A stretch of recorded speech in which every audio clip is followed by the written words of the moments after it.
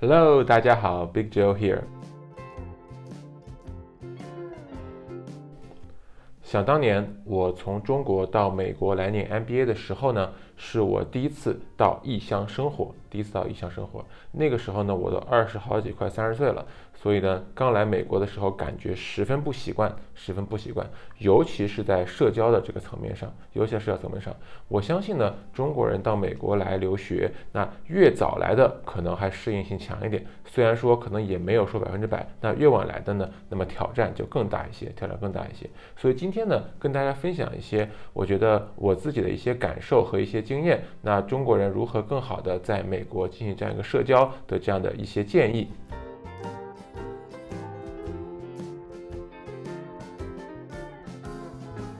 好，首先我说一下当时我来美国的一些感受哈，就是在很多公共的场合啊，你不敢讲话，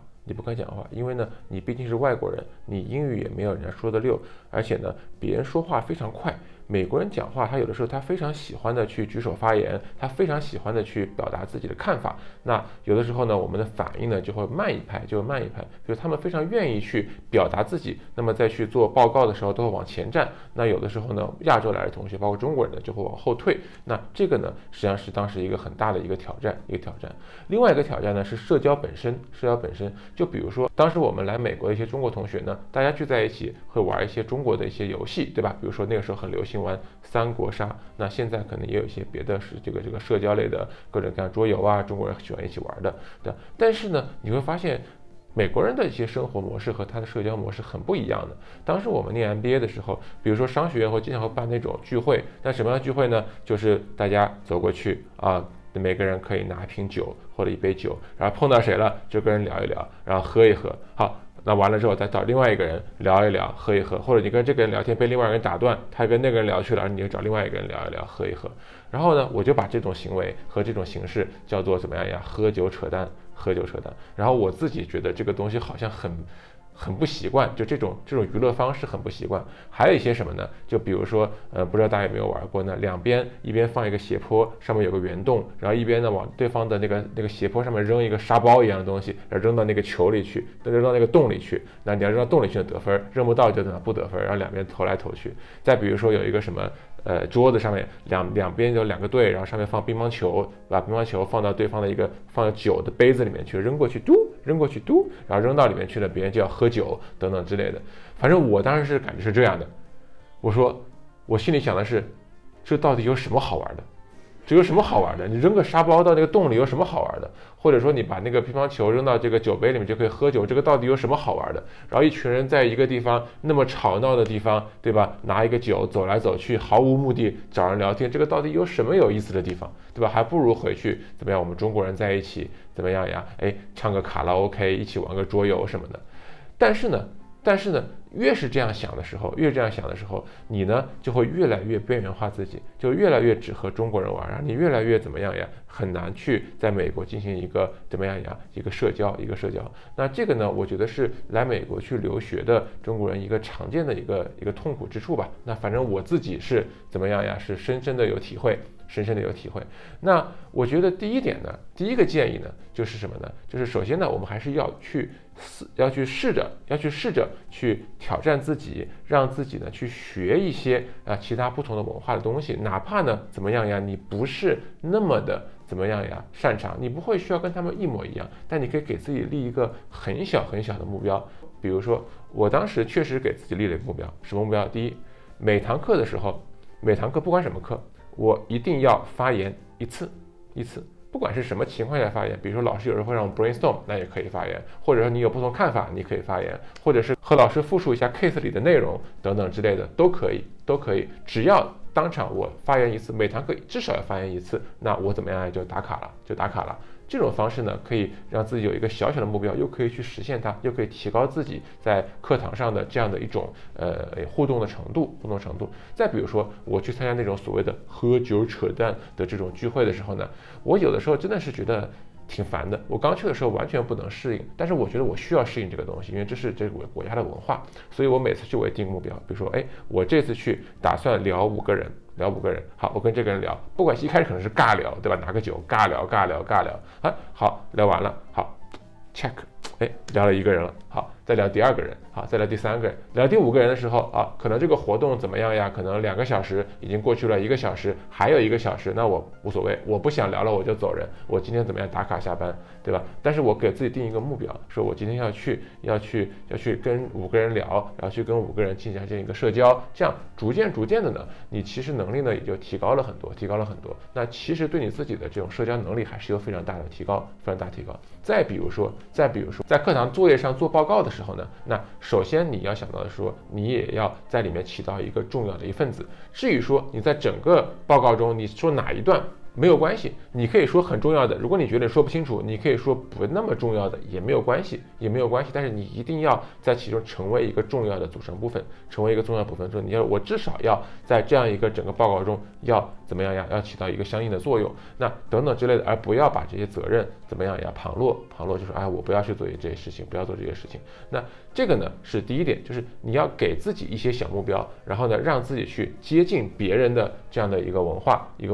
然后这个目标呢都是可以实现的，就我自己的例子来说，就比如说参加活动去认识5个人，这个就不是个什么太难的事情，对吧？好，这是第一点。第2点什么呢？就是你在融入对方文化的同时，你也可以考虑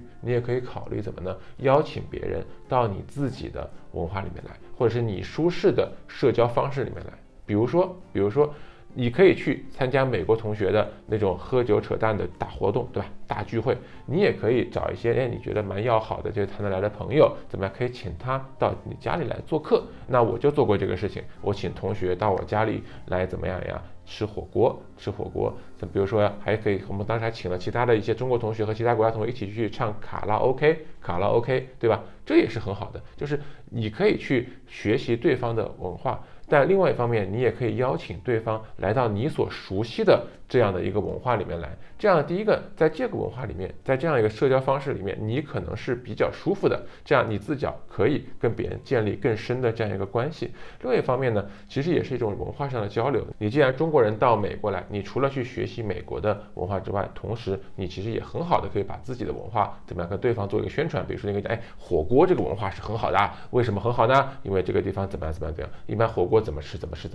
对吧？这个也是一个挺好的一个事情。好，第3个呢就是什么呢？这个我在前面有一次的节目中提到过，就是要去做活动的组织者。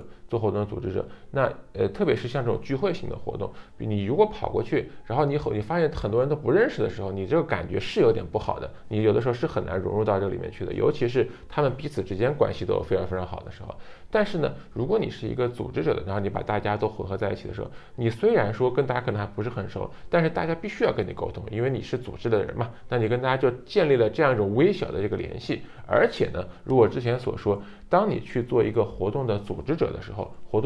你实际上是在提供价值，提供一个社交的价值，因为你提供了一个空间，让大家可以彼此交流，这样大家对你其实是有一定的怎么样呀？一定的感谢，这样的一定程度上也帮助你拉近和大家之间的一个距离，所以呢，如果说你觉得你去参加别人的活动，有的时候呢，你有点不太这个舒适的话呢，你也可以自己组织一个小小的聚会、小小的活动，按照他们那些形式来做。但是呢，你作为活动组织者来安排这个事情，也是一个怎么样？也是一个非常好的选择。好，那这就是我今天给大家的一个内容，就是中国人在美国社交的一些建议。那第一个就是什么呢？要去融入美国人的社交方式的时候呢，你呢可以给自己定一点小目标，比如说每堂课发言1次，比如说参加聚会的时候去跟5个人聊天等等之类的。那这样可以帮助到你去逐渐去学习这样的一个能力。第2个呢，就是可以把对方拉到你所熟悉的这样的文化和沟通的方式上来。这样的话呢，其实也是一个非常好的主意。那第3个呢，就是做活动的一个组织者，这是一个非常好的事情，我强烈的建议大家。好，最后呢，简单说一下这个事情的最后成果是什么。我敢说，绝大多数人一开始都是非常不适应这种美式的什么喝酒扯淡的这种社交方式的。但是随着这样的一些熏陶，现在我们还真是非常适应这种社交方式了。像我们 MBA 搞聚会，一搞就能搞300个人的这样的大聚会，这是我们湾区的华人 MBA 的这样的一个社团。然后一开始就只有几十人，搞了100人、200人、300人，对吧？大家就一起聊聊喝喝，然后扔个沙包什么的。虽然我还是觉得这个东西有点无聊哈，但是呢，至少是一种社交方式，大家现在已经非常能聊了，大家已经非常能够适应这种社交方式，也能够去体会这个社交方式里面有意思的地方。所以呢，这个呢其实是一个特别棒的一个结果吧，就是我们逐渐的从美国人的这样的一些交流方式中也学到了。好，那我们今天的节目呢就到这个地方结束，我们下次再见，拜拜。